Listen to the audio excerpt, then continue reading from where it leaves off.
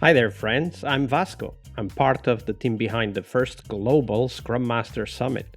If you're a Scrum Master, the Scrum Master Summit is a place to learn, to share, and to meet new friends. We will have lots of live sessions where you can meet and network with other Scrum Masters from all over the globe. So make sure you check it at bit.ly/SM Summit and the numeral 21. That's bit.ly/SMSUMMIT21. We have 7 amazing keynotes or more, as we are still organizing the conference as I record this, and 8 tracks that feature people like you and thought leaders sharing their insights and knowledge to help you become an awesome Scrum Master. So once again, check it out at bit.ly/SM Summit 21. That's all lowercase, all one word, SM Summit and the numeral 21. I'll see you on the virtual conference floor. All right, now on to the show. Hello, everybody. We have a very, very special episode for you today. In fact, this is the first time we have a 5-people episode. We have with us today to talk about the Scrum Master Summit, 5 thought leaders in the Agile community. First, let me introduce them. Our first guest on this list is Yves Hanoulle, who hosts the Scaling Agile Beyond One Team track at the Scrum Master Summit. Hi, Yves. Hi, Vasco. Glad to be here. Next on my list here is Nagesh Sharma, who hosts the Remote Facilitation Skills track. Hi, Nagesh. Hello, Vasco. Glad being here as well. Nagesh is also, as well as Yves, they've both been guests on the podcast, so you can definitely find the other episodes with them. Then we have, and I'm sorry, Rahul, I will probably murder your name, Rahul Bhattacharya. I'm sorry about that. Anyway, Rahul is hosting the Product Owner track on the Scrum Master Summit. Hi, Rahul. Welcome. Hey, Vasco, thanks a lot. You were actually quite close, so that's pretty good, actually. Thank you for that. Then, and finally, from Austria, the beautiful country of Austria and the even more beautiful city of Vienna, Mike Leber, who hosts the Business Agility track. Hi, Mike. Welcome. Hey, happy being here with you, with all of you. Absolutely. It's a pleasure to have all 4 of you here. Not all track curators for the Scrum Master Summit could be here today. We do have 3 other tracks, the team building track, the tools for Scrum Masters track, and learning to be a better coach track. They are hosted by Omar McNeil, Martin von Weissenberry, and Bob Galen, respectively. And finally, Tom Henriksen, who organizes several Agile events like the Agile Online Summit, will host a community spotlight track. Okay, so we're here to talk about the Scrum Master Summit, which is a summit dedicated to the Scrum Master role, of course, since this is the Scrum Master Toolbox podcast. So let's do a quick round with the question, why is the Scrum Master role so important in your mind? So we'll have quick answers from everybody, and then we'll have a discussion. I'll start on the list that I have here, which is the same as the introduction. So first, we will start with Yves. Yves, your thoughts. Why is the Scrum Master role so important in your mind? Well, the Scrum Master role is so important because it's for me, it's the person that helps to achieve a team potential. With as little interference as possible and as much as needed, and probably a little too less of both of them, which is a very hard balance. Definitely a very hard balance. And we'll go through the round. Next is Nagesh. So Nagesh, your thoughts on why the Scrum Master role is so important? Sure, Vasco. I believe Scrum Master is in a perfect position to create that inside-out change and move the organization towards an environment where Scrum can thrive. So creating that internal change momentum, Scrum Master can be really instrumental inside the organization. Those are some of my thoughts, Vasco. Absolutely. As we discuss also here on the Scrum podcast, the Scrum Master Toolbox podcast every week, change is one of the key, change leadership is one of the key skills we have. Absolutely. And next on my list is Rahul. So Rahul, your thoughts? Yeah, so the Scrum Master is one of the 3 defined roles in the Scrum Guide, right, which was recently updated as of November 2020. So I agree, it's important for the above reasons, but also in addition to that, you need someone neutral to take care of the process, right? To take care of the framework and make sure that people are doing the right things for the right reasons. Yeah, absolutely. The process doesn't take care of itself unless somebody is looking at it. It's a great point. And finally, your views, Mike. Yeah, interesting. I think I can add to what we already heard. I believe Scrum, is first of all, before we come to any value creation, it's creating a lot of, visibility into problems. So it creates transparency on issues, problems, troubles. And, while teams are focusing on delivery, product management, or call it ownership, is focusing on the product value, somehow we need this holistic view. How are we going to deal with all these issues? How are we going to improve and reach out to all the stakeholders, connections within the system of systems? So I think it's a vital pulse, if you like, to make the whole flow, the value creation flow, even work and finally improve. Well, okay, so that's a quite diverse view for completely different aspects of why the Scrum Master role is so important. Recently, myself, I wrote a blog post where I said that the Scrum Master is a role where future CEOs could learn a lot about that job, especially when it comes to enabling teams to succeed on their own. I think that that was one of the things that Yves mentioned, that Scrum Masters are there to help the teams reach their potential. Now, based on these diverse views, I'm sure you guys have a few topics you'd like to maybe challenge or expand on. So given these different views, who would like to go next? Like, what are your thoughts on what the others have said? There's many things that have been said where I completely agree on. So I'm not sure if we disagree on things. There's multiple assets of things. Maybe one thing that I would add is somewhere for the future, what I would like to see more is teams or companies experimenting with the duo role, product owner, Scrum Master, keeping them together and maybe helping other teams.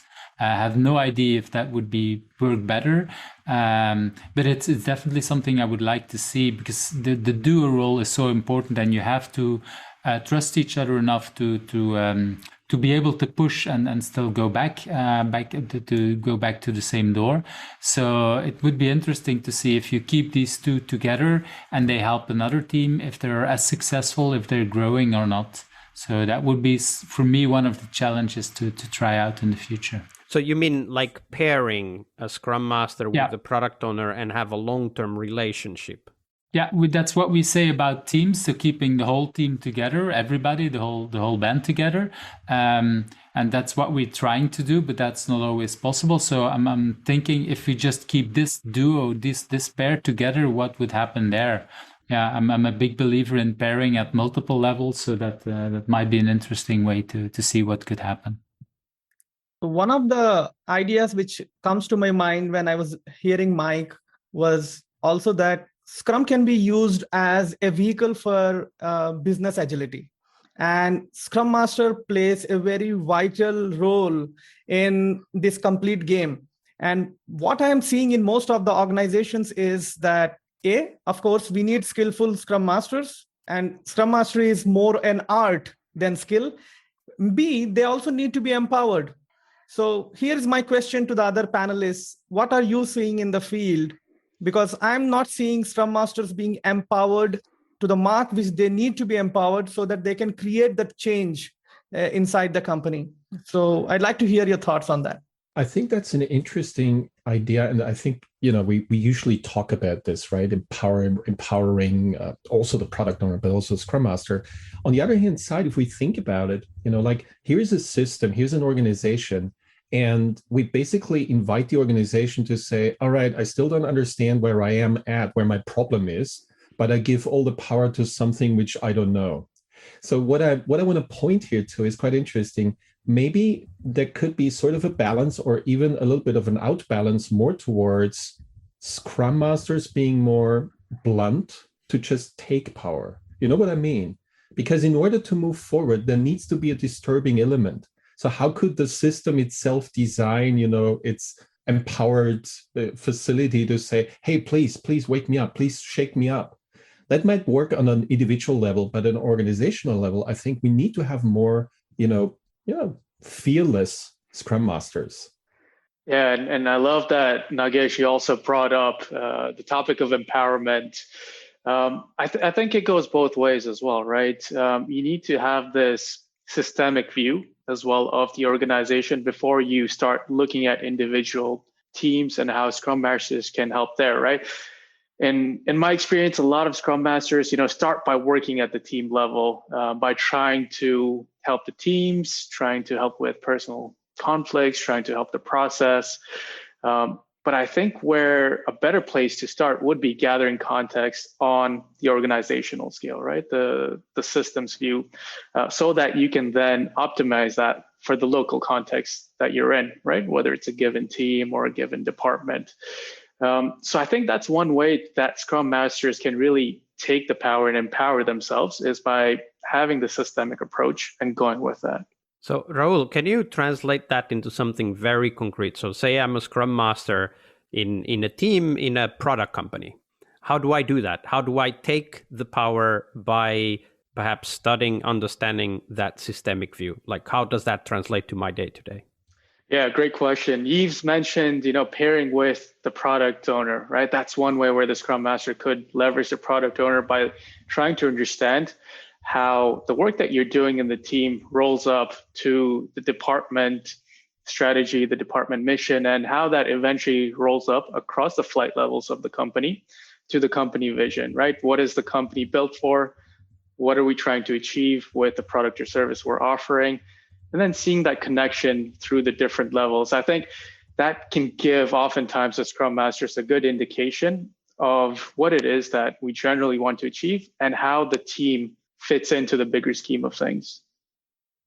That's an amazing side comment, looking at your track, because I think we have some interesting tracks together. Mine more looking into business agility.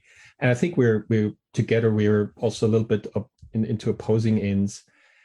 Because there's probably one thinking, we've got the Scrum framework, which probably is a little bit more usually in reality than one team, but actually it's more a team focused thing, product and team focused thing. And at the same time, we have this organizational model in the back of our minds. And then comes sometimes the idea, why not having the whole organization, running after a Scrum tact or being composed of Scrum teams? And that's where I'm a little bit more careful. So I want to, have a little bit of a more of a counter opinion here to say maybe Scrum Masters in the larger context, and that probably goes a little bit into the idea of the Agile Coach role, maybe also need to wear a different hat sometimes and just say, I'm not only always acting as a change agent in the role of a Scrum Master, but when talking in a large organization, let me be blunt. For me, larger starts maybe at 100 people, 200, 500, 10,000, 100,000, and we can go upwards. Just to say there is just more than Scrum when we match it against agility. So the question would be then, all right, how do we handle this? Yeah, Nagesh wanted to comment on that. I'm making a note to come back to that topic, Mike. I think it's a very important one. But Nagesh raised his hand first. Go ahead. Yeah, so I'd not say that I'm going to contradict what Mike said. And what I would like to say is to share my perspective.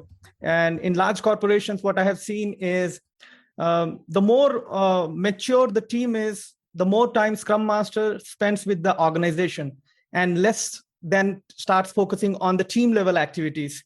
So some of the things which I have seen successful is Scrum Masters working with other Scrum Masters and working out with some kind of community of practices, working on the larger initiatives and breaking the team level focus barrier and breaking this shell and taking the hat of an Agile Coach role, because one of the stances of Scrum Master is being an Agile Coach.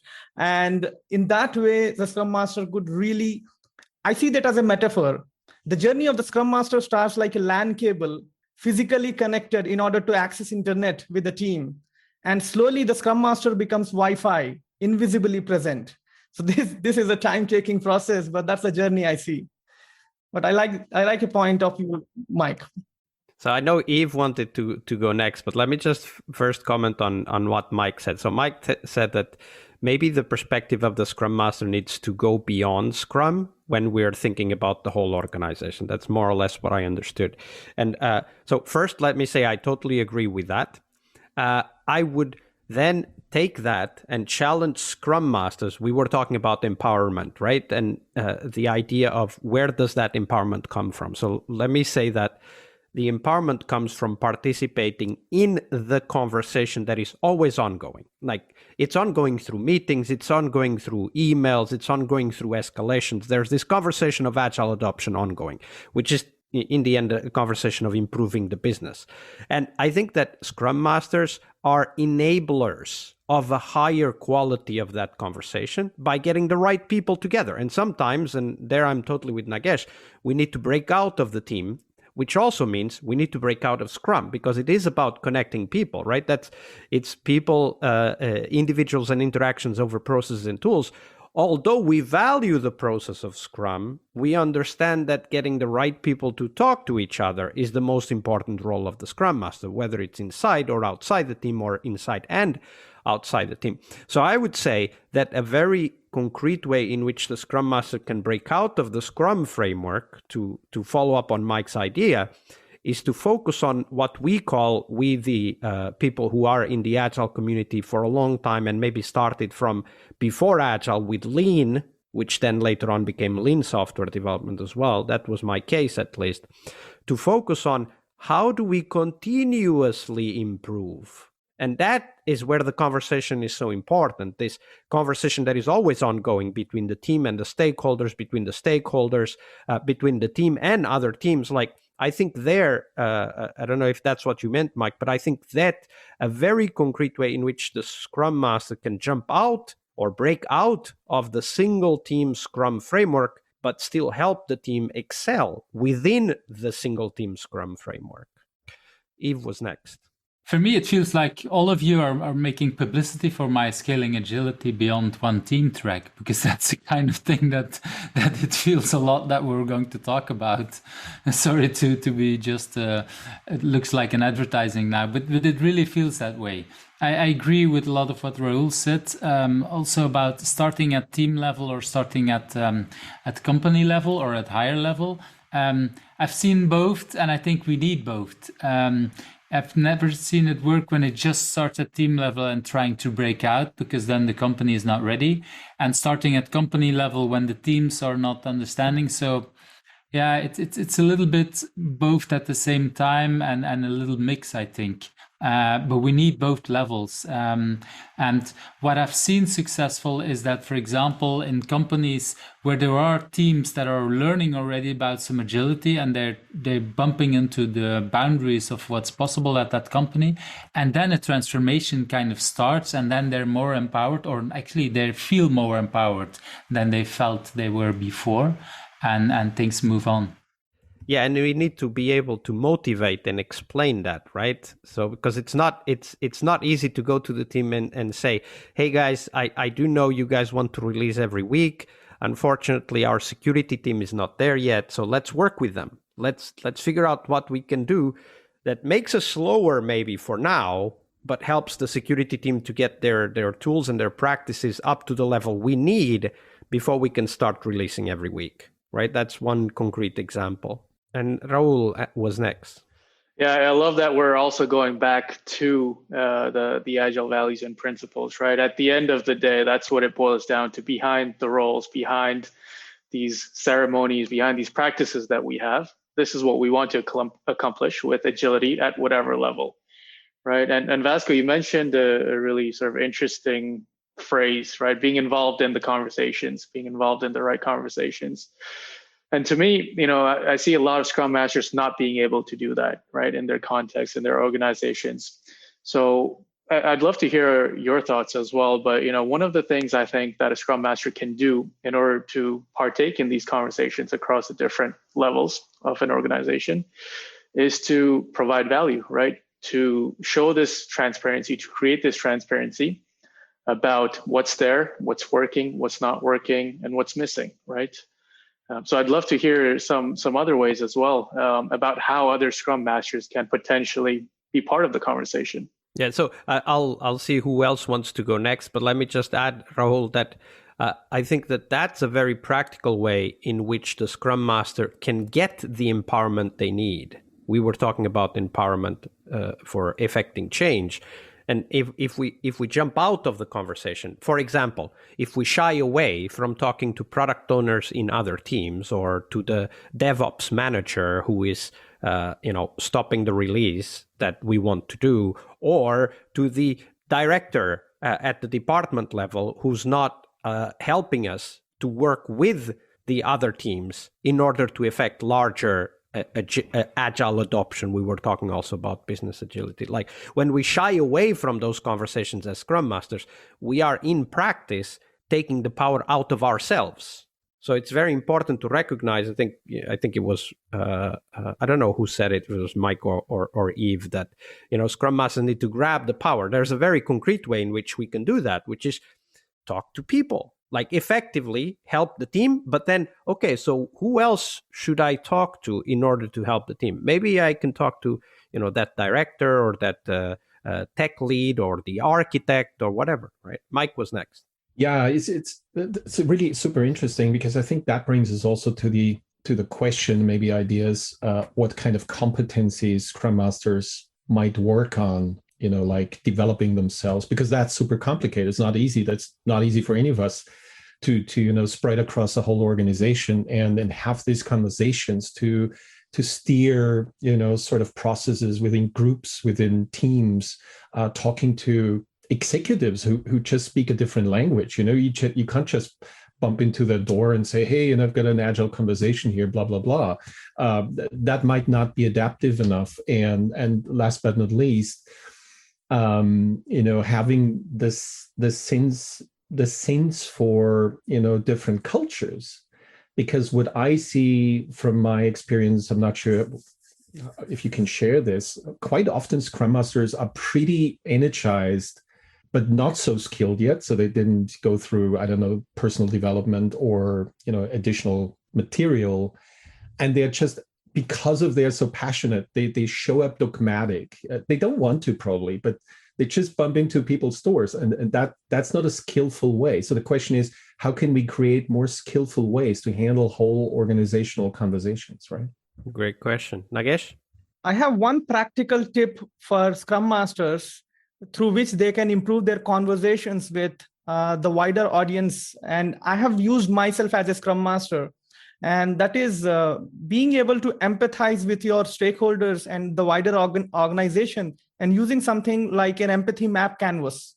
And using that empathy map canvas, trying to identify what your persona or the stakeholder wants to hear, what they like, what they dislike, what are their pains and gains, what do they see, what do they hear, and then trying to understand, you're trying to empathize your people better. And as Vasco said, that it's about people and interactions, and Scrum is more a people's framework from my perspective. So in that way, Scrum Master should be able to help the other wider organization. Yves? Yeah, so it's a nice kind of similar. What I wanted to add is that for me, at some point, and I think this is linked to what Nagesh and both Mike and even Vasco you said, is that at some point we sometimes need a bit less agility at team level to have more agility at company level. And that is the hard thing, I think, also sometimes for a Scrum Master to understand that, okay, now I'm playing at a different level, and he or she needs to explain at team level, like, okay, this might be less agile for you as a team level, but we can turn the boat of the company better into what the business and what our customers want. I think that's a great point, and I'm so sorry that Omar McNeil, who's the host of the team building track, couldn't be with us today, because he actually works with Red Hat, and of course he's in direct contact with many of those teams that work with open source teams. And it reminded me of a conversation we had recently here on the podcast, which is, how do you get Scrum Master experience, i.e. how do you get a job as a Scrum Master and get the experience from that, if you've never had any experience in that particular industry? And one of the tips that I gave at that time is, like, find an open source project that is looking for a Scrum Master and offer yourself as a Scrum Master and directly learn from doing that job. And that's, of course, it takes time, it takes effort, and it's going to put you in some uncomfortable situations because these people are not going to be there. They're not going to try to be nice to you just because you're the Scrum Master. They're going to be nice to you because you bring value to them and you help them achieve what they want to achieve. So, it might be uncomfortable at some point, but it's definitely something that we as Scrum Masters can apply directly, like literally just go out and work with teams that are looking for a Scrum Master in the open source world. I think that was a great tip, Yves. Rahul, next. Yeah, I'd just like to add to that and piggyback off of what you said, Vasco. To that question of how do I gain experience if I have no experience? How do I get into this role of a Scrum Master? So a tip I give is very similar to what you said, Vasco, where I ask people to apply it in their context, right? So to try and apply these values and principles through whatever practices you can manifest them through, and try and see how it works out. Try these experiments. Try something like a retrospective if you're working as a designer within a design squad. See what happens, see what lessons you learn. And to me, that shines through in the conversations that you have as a hiring manager, as someone who's maybe looking for such candidates. That experience, right? That down in the trench experience. So that is the only way to get it, by applying it to whatever context you're in and experimenting. What we've seen this year is that all of us moved online. And so I think in the future, we will be more in a kind of hybrid situation about working from home, not working from home. And I think in the future, Scrum Masters should have more experience with these kind of things, have experience with remote training, remote facilitating of things, but also learn from other communities. I'm very much in favor of learning from open source communities, learning from these kind of things, because they have been working online for 20 years, and they work much more asynchronous as most agile teams.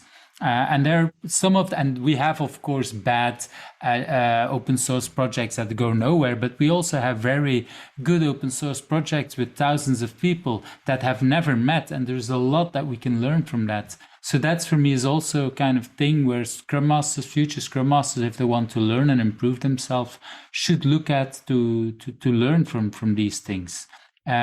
Also on top of servant leadership, because you have totally no control in an open source project. So just from what Nagesh said about empathizing and feeling about your stakeholders, same thing for your team. Well, if you can't help an open source project, people will just ignore you. If you don't bring any value, then yeah. Absolutely. It's a great point. Okay, so Mike is next, and then we need to start wrapping up. So I have a next question for you guys. Mike.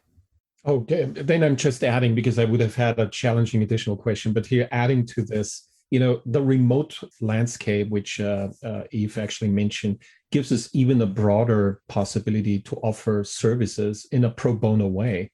For example, I can basically reach out literally unlimited on every social network to say, whatever team wants to have a facilitated workshop, wants to try something, wants to get on a retrospective, maybe with a different person or Scrum Master once, you can just publish this. You can just get out there. I think there must be many, many organizations who even never heard about Scrum, like, nonprofit organizations, where I might just say, hey guys, if you want to use something which is about better collaboration, better value, and all these things, I'm happy to have a workshop, call it training, whatever you want, and then be with you over a few weeks. So this is super easy because we don't need to invest right nowadays, other than having a line to the internet. Absolutely. It's a great point, Mike. So for those of you that want to practice Scrum Master skills, that's a great practical way to do that. All right. So the question next is, I'd like you guys to introduce your track so that people can learn what they can expect to see in the Scrum Master Summit, specifically in your track. So I'll start with Mike, who was the last one who spoke. So Mike, your track was business agility. So tell us a little bit more what we can expect from your track. Yeah, as we said already in our conversation, it's probably moving a little bit beyond the typical day-to-day job we would expect from a Scrum Master role. because I believe, because we were so much fixed on the team level, we gave the scaling frameworks business way too much space, because this more organic growth, this more emerging organizational growth was not having a lot of traction. And I think in this track, we want to move beyond, obviously, even scaling, but also team level and structures as such, but look at the broader picture of strategy and to where organizations are heading to, but can't, leadership, struggles with, and surrounds finally the whole value chain, which is made up of many, many collaborating teams. So some might say business agility is the next hot shit. Hope some people are eager to add a few more proposals we could, maybe have, but also join with interesting conversations. Absolutely. So business agility is Mike's track. Next is Nagesh Sharma, who hosts the Remote Facilitation Skills track. So Nagesh, tell us a little bit more about that track. And I'm thankful to Yves and Mike, who did a little publicity of remote facilitation already, saying that these are the skills which are required for the Scrum Master in order to effectively improve the teams and the organization. So we have been hearing a lot about the new normal, and it's not going to be same post 2021, post pandemic, because now people have to get comfortable with the hybrid, because hybrid is the new world. And what are the ways in which we can navigate through the hybrid world? So this track is full of experiences sharing by the Scrum Masters, how to navigate through the new ways of working, how to be a Scrum Master, how to be present in a remote team, how to help your remote team succeed. That's the most important. And icing on the cake is we have our keynote, which is Lisa Sutherland. And she's going to say her track is all about how to be human in the hybrid world. So I'm really excited to invite all the Scrum Masters to get all the tips, tricks, tactics, and learn how to be an effective Scrum Master in the remote, the new normal. Absolutely. That's a great point. The new normal. I'm sure everyone's heard that quite a lot. So remote facilitation skills is Nagesh's track. And next, Rahul, who hosts the, I think, Common Product Owner Blindspots track, right? Correct. Yeah. And I think it was Yves who started this conversation earlier about pairing the Scrum Master and the product owner role, right? It's one of those synergies that I would love to explore in this track, how those two roles really work closely with each other to prevent some of these blind spots that a product owner may have, and how a Scrum Master can help the product owner maybe adjust and try and spot those blind spots before they occur. I'm really excited that we have guests such as Rowan Pickler, who's a huge proponent for the product space in general, coming and sharing his thoughts on this, as well as a couple of other people who have both experience as a Scrum Master as well as product owner. So I'm looking forward to exploring the synergies between these two roles in this track. Absolutely. I think it's a great partnership that needs to be cultivated in very practical ways. Right. And finally, from today's list of guests, Yves, who hosts the Scaling Agile Beyond One Team track. Tell us a bit more about that, Yves. Yeah, so like I said in the beginning, we have a lot of discussions that started from the scaling, and I wanted to give back. And indeed, that's why we talked about all these other subjects, which for me shows how well we're working together on creating this whole summit, because a lot of the tracks are similar and are indeed for all Scrum Masters. For our keynote, we have Jutta Eckstein, and I'm really happy that she wanted to help out, or that she wanted to give the keynote, because she wrote the very first book on scaling back in 2004, I think. While everybody was still saying it only works at one team level and you cannot scale it, and back then I was doing some remote work with a Belgium-Russian team, and everybody around me was saying, if you do Agile that way, it can't work. And for me, the only person that I could talk to or find information was Jutta. So I'm really happy that she wanted to do the keynote. The talk, or for now that she says the title that she's having is Revealing a Secret. Scaling Agile is just being agile, which is kind of what we've all been talking about today, I think. So that sums it up for me a lot. I'm really looking forward to, I had some discussions with her about that, and I'm really looking forward to that. Yeah, absolutely. And what a beautiful title, right? Also kind of emphasizes the contrast to the perspective that many of us had about Agile way back in 2004, which was that the only way to do Agile is to do co-located. And, today, 2021, 1 year into the Corona nightmare, there's no way you can do co-located in most of the world. And we're still being Agile, and we're getting better every day. Right. So I think that's a great message also of hope for us that are, because of what's going on, also stuck in that forever remote new normal, as we were just talking about. All right. And there's going to be a bunch of other tracks. I've introduced them already. So there's a track on team building by Omar McNeil.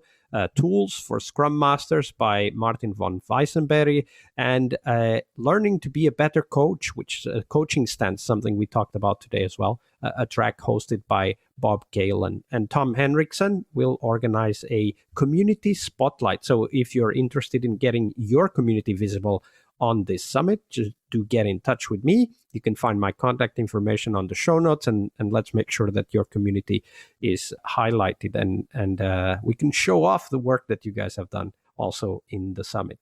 Finally, one thing, we will all be participating live in many of the live sessions that we will have throughout the week. That's May 17th week when we have the Scrum Master Summit. So make sure that you do take the opportunity to network with your peers from all over the world. For example, here's something that shocked me. I was working with a team from Asia as a Scrum Master, and we were going through sprint planning. And they were just saying yes to everything. And after a while, the product owner and I said, okay, maybe that's enough. Let's go on with these stories and, we'll see what we can deliver. So we ended up taking 8 different stories into the sprint. At the end of the sprint, they delivered one single story. And we had a retrospective, and I bluntly asked the team, guys, in the sprint planning, you guys were just saying yes to everything. But, now we only have one to show for. What's going on? What happened? And they told me, well, we thought you wanted us to say yes. This is an example of a huge cultural contrast that, just shocked me because I didn't know how Agile and Scrum could work in other cultures. So this is a great opportunity for you to network, attend those live sessions that you can check out at scrummastersummit.org and learn how do other teams work? Because it might be, and especially now because remote is the new normal, it might be that you have to work with cultures that you're not familiar with. So you can ask about that as well. Vasco, maybe one thing to stress out is also, it's across all the time zones, right? So it's 24/7 the whole week, yeah? Yeah, absolutely. So the week of May 17th, so May 17th to May 21st, we will have both recorded sessions that go live during that week, and we will have live sessions that are going to happen during that week. And it's Monday to Friday in Asia, in European time zone, and in American South and North time zone. So be sure to check out the program of the live sessions as well. All right, gentlemen, it's been a pleasure to have you all here. So for everybody to be in touch with our guests today, I'll put their bios and their LinkedIn pages on the show notes. So do reach out if you want to know more about the tracks that they are hosting. But a very warm thank you for your generosity with your time and your knowledge. We really hope you liked our show. And if you did, why not rate this podcast on Stitcher or iTunes? Share this podcast and let other Scrum Masters know about this valuable resource for their work. Remember that sharing is caring.